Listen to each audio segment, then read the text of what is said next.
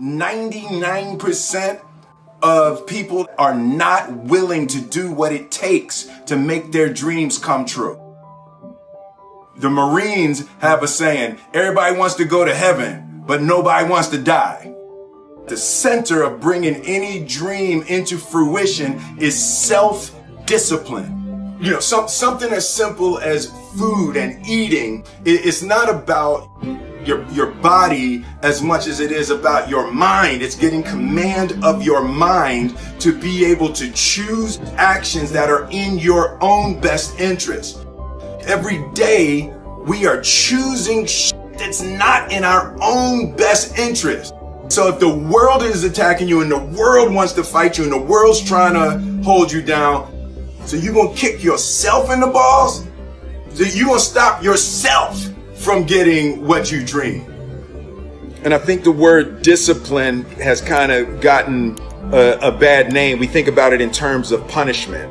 I'm not talking about discipline in that way. I'm talking about discipline in the sense that you forego immediate pleasure for the exchange of long-term self-respect. I believe that self-discipline is the definition of self-love. That when you say that you love yourself, that means that you have behavior towards yourself that is loving. Self-discipline is the center of all material success. You cannot win the war against the world if you can't win the war against your own mind.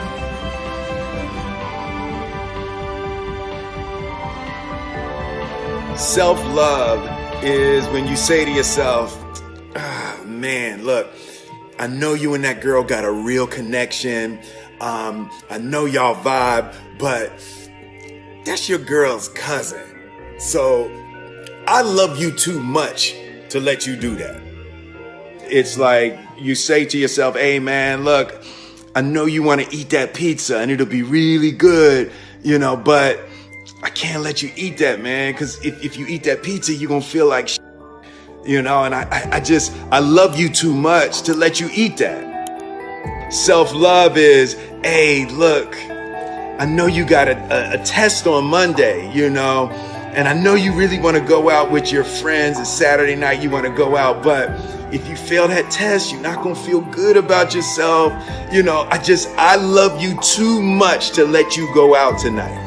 Self-discipline is self-love. If you want to be happy, you have to love yourself, which means you have to discipline your behavior. The road to sustained happiness is through disciplining your behavior. We tend to base our self-esteem on what other people think. And that's not really self-esteem. Self-esteem is supposed to be how we feel about ourselves. And I was just saying how dangerous it is to allow other people to determine how you're going to feel about you. And it's kind of like looking into a broken mirror. You're going to look in a broken mirror and then change your face to try to look good in this defiled, busted, broken mirror. And it just, other people's opinions is a really way to determine how we feel about ourselves.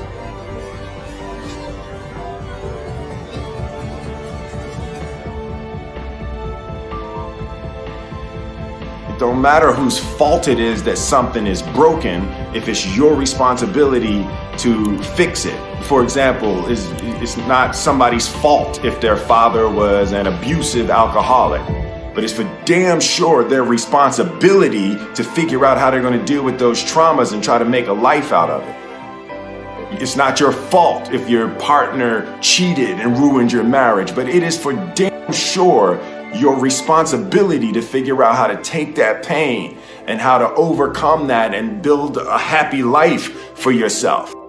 Fault and responsibility do not go together. It sucks, but they don't. When something is somebody's fault, We want them to suffer. We want them punished. We want them to pay. And we want it to be their responsibility to fix it. But that's not how it works, especially when it's your heart.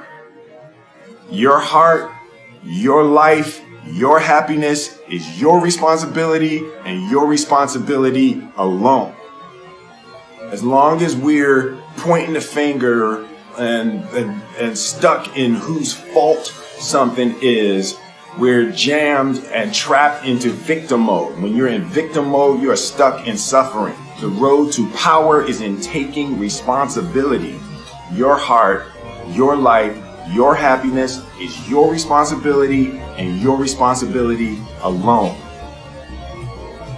You can make a person smile, you can make a person feel good, you can make a person laugh, but whether or not a person is happy is deeply and totally and utterly out of your control. The prerequisite for spending time with any person is that they nourish and inspire you. They feed your flame. Look at your last 5 text messages. Are those people feeding your flames or dousing your fire? Put your phone down for just a second and look around. Look to the people around you. Are those people throwing logs on your fire or are they pissing on it?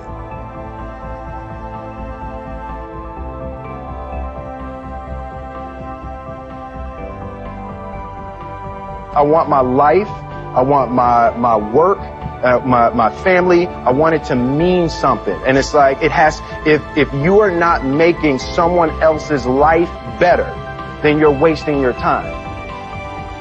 The separation of talent and skill is one of the greatest misunderstood concepts for people who are trying to excel, who have dreams, that want to do things. Talent you have naturally. Skill is only developed by hours and hours and hours of beating on your craft.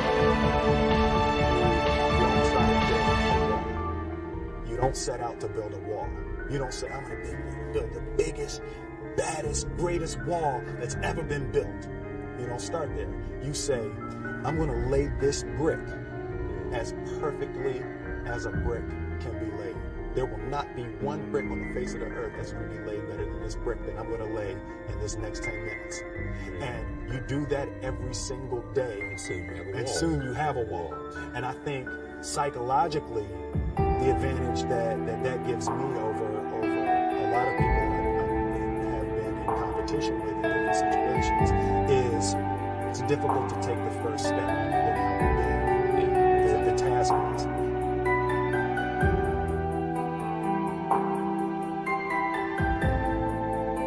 The definition of who I am is very clear to me, and it also redefines who I want to be. In that I know for a fact that I'm stronger than I thought I was. We can't help but ask yourself the question, what would I do if I was in